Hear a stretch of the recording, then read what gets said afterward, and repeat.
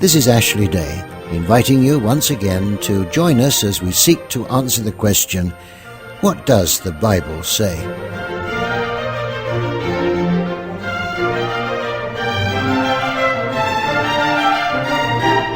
Please take your Bibles and turn to John chapter 11 this morning. John chapter 11. The scene of our story switches now to the village of Bethany, just over the brow of the Mount of Olives from Jerusalem. In that village was a home where Jesus was always welcome, and which he visited on a number of occasions. It must have been a very special place, and these must have been very special people for Jesus to pick them out as friends. But on this occasion, there was a problem. Crises are not the exclusive lot of wicked people. They come to everybody sooner or later, good or bad. So verse 1. Now a certain man was sick, named Lazarus of Bethany, the town of Mary and her sister Martha.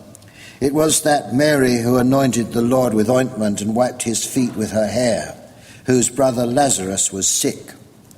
Now that particular incident had not yet taken place, actually. It's recorded in the next chapter. But John mentions it here to identify which Mary he was speaking of, since he had dealings with more than one during his ministry.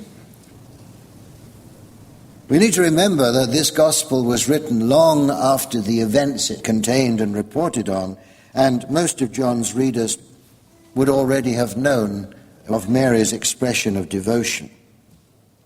So verse 3, therefore his sister sent unto him, saying, Lord, behold, he whom thou lovest is sick. That was a predictable and sensible thing to do. When a loved one is sick, the first reaction of a Christian should be to turn to the Lord for help. Notice that they didn't ask for help, they simply informed Jesus, knowing, of course, that he would immediately come to their aid, he would immediately solve the problem. They knew that Jesus loved them and their brother Lazarus, and they knew that Jesus had the ability to heal him. So they exercised faith, sent him the message, and confidently waited for him to arrive. It didn't occur to them that Jesus might not come. All the elements of valid prayer were present. They were looking in the right direction, they were exercising faith, and they were waiting in confidence. And those elements should always be present in our prayers. But what we must understand is that answers to prayer don't always come in the form that we expect. We sometimes have preconceived ideas about what answered prayer is. And if we don't see results in the form we expect, then we imagine that our prayers have not been answered at all. And yet, as this story so clearly demonstrates, nothing could be further from the truth. God answers prayer on a number of bases. First, there's the basis of his perfect will. His will is always right, even though it sometimes clashes with our own. And then there's the basis of his knowledge of our need. Sometimes we ask for things that would not be good for us to have. In our limited knowledge or understanding, we think we know what we need, but he always knows better. As I've said before, we tend to pray prescriptions to God in prayer rather than our needs. We diagnose our own problems, we prescribe our own remedies, and then we ask God to fill our prescriptions. This is what we've decided we need, Lord, now please supply it. Sometimes he doesn't do that because he knows our diagnosis is wrong and that our prescription would only make matters worse, so he dumps our request and he gives us something different instead, something better, because he knows better than we do. Now, Mary and Martha didn't actually spell out a prescription to Jesus, but it was pretty obvious, even though it wasn't expressed. It said, come quickly so you can heal Lazarus and do away with the crisis. Does it sound familiar? They knew what it was, and so did Jesus. It was unspoken but perfectly clear. And Jesus received the message at Bethabara, down near Jericho on the River Jordan, where he'd retired after his confrontation with the Pharisees. You remember we looked at that last week. Verse 4.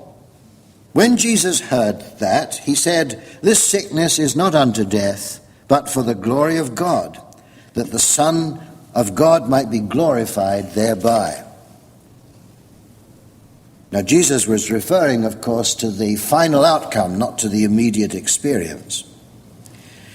You know, this story is actually a wonderful little peephole into the council chambers of God. Here is the Lord of the universe receiving a prayer from those whom he loves and who love him. And we're privileged to see his response from the other side. Almost without exception, obviously, we see it only from the point of view of Mary and Martha.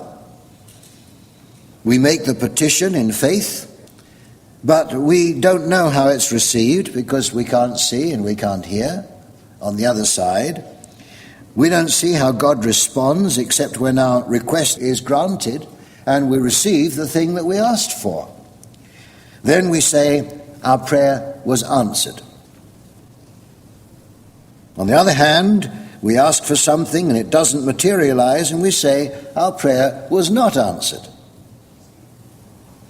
Mary and Martha might well have said that, but they would have been completely wrong, wouldn't they? Jesus was aware of the problem. He'd received and understood their request, but he was dealing with the request on a plane that was totally unknown to Mary and Martha. Higher, bigger. As God said through Isaiah, "My thoughts are not your thoughts, neither are my ways your ways, saith the Lord. For as the heavens are higher than the earth, so are my ways higher than your ways, and my thoughts than your thoughts." And so they are.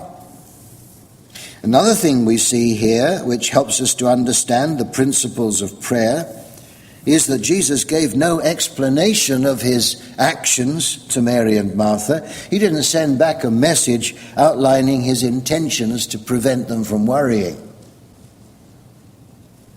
Their job was to trust him, even though the things seemed not to be working out as they would expect. Their job was to trust him anyway, regardless of how things seemed to be. Verse 5. Now Jesus loved Martha and her sister and Lazarus. And when he heard, therefore, that he was sick, he abode 2 days still in the same place where he was. Now notice the wording there. Therefore, the word therefore explains the verb loved, doesn't it? Jesus loved Mary, Martha, and Lazarus. Therefore, he remained where he was for 2 more days. Now, from a human standpoint, that might not seem very loving.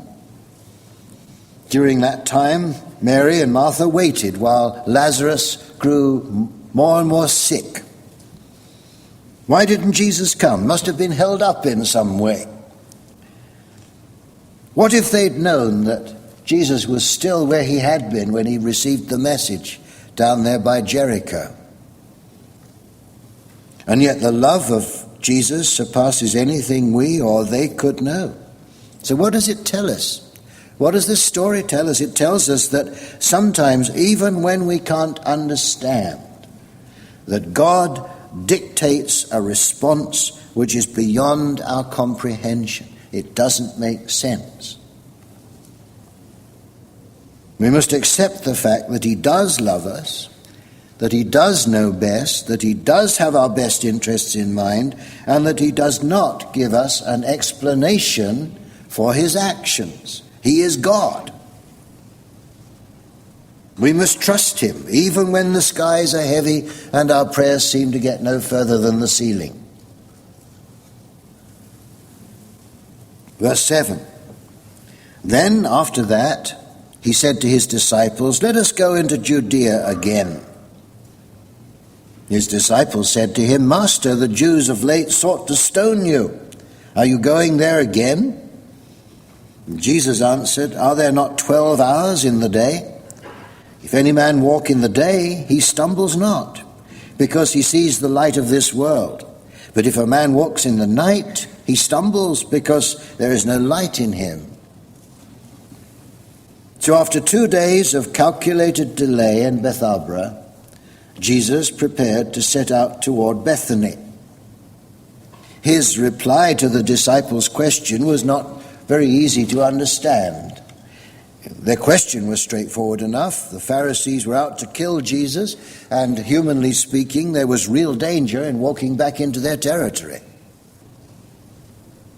In response, Jesus first quoted a proverbial saying, and then he drew from the saying general comments relevant to his decision. This would have sounded less strange to Eastern ears than to ours today, because it was a common form of speech. The proverbial saying was, "Are there not 12 hours in the day?" That was normal. People would say that. "Are there not 12 hours in the day?" to illustrate various things. And Jesus then made a general application. If a person walks in the daytime, he'll not stumble, because he'll see where he's going.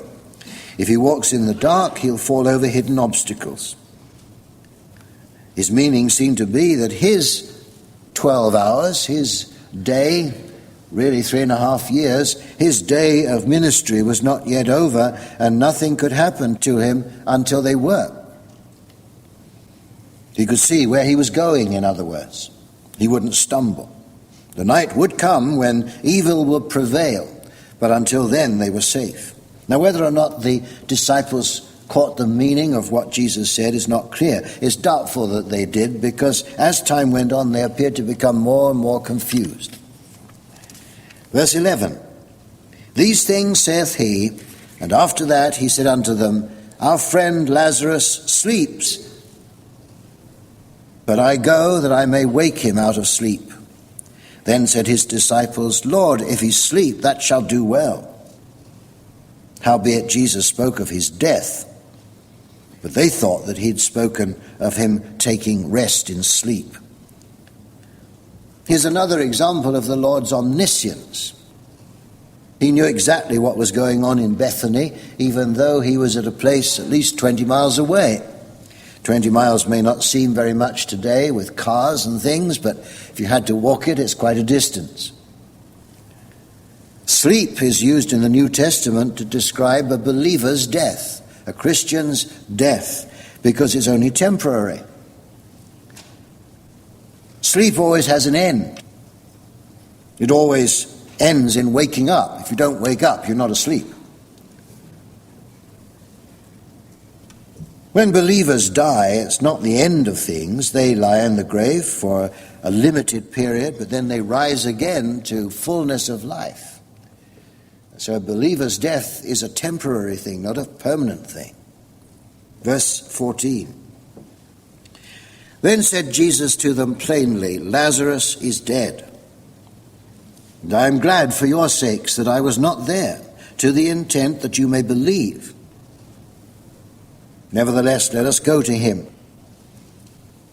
Then said Thomas, who is called Didymus, unto his fellow disciples, Let us also go, that we may die with him.